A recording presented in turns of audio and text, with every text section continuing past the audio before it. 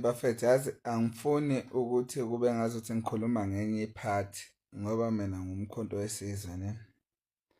But on a serious note abantu be-EFF abake behlale phansi bebonisane ne.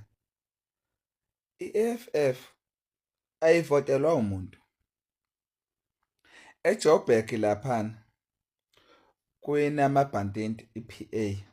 Emakhando ko-Ward 9 kuyine-ANC. I-EFF is getting less than 5% vote in those municipalities.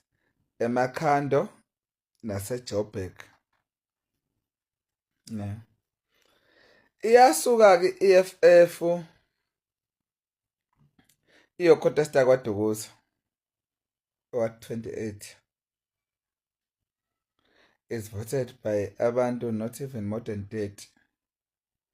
Hayi ke ophongolo ivotele umuntu oyedwa ngicabanga ukuthi lona lele khansela belicontest ne umuntu oyedwa. So uJuju akasave i-image encane kanayo. Must stop ungenela ama-by elections. Must stop it. Ngoba phela abantu babukisa ngani. Kumnandi lapha eLimpopo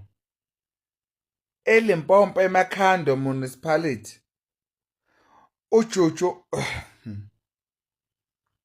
ubuya na 18% yini ubuye no 18% because ANC ithole 64. I-EFF angisho ukuthi ngithini kodwa they must respect themselves benze ama-analysis not lento abayenzana. Awucabangeke ophongole wa 12 yonke abantu abakholela ku-EFF nginomuntu oyedwa for a fact ukuthi uthole 1 vote. Hayi kahle bafethu.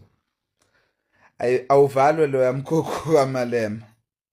Awuvalwe lo yamkhokho. Vele wathi uMalema umanage enga abantu abamnyama so that abantu abamnyama bengadlebeleki esidakelo.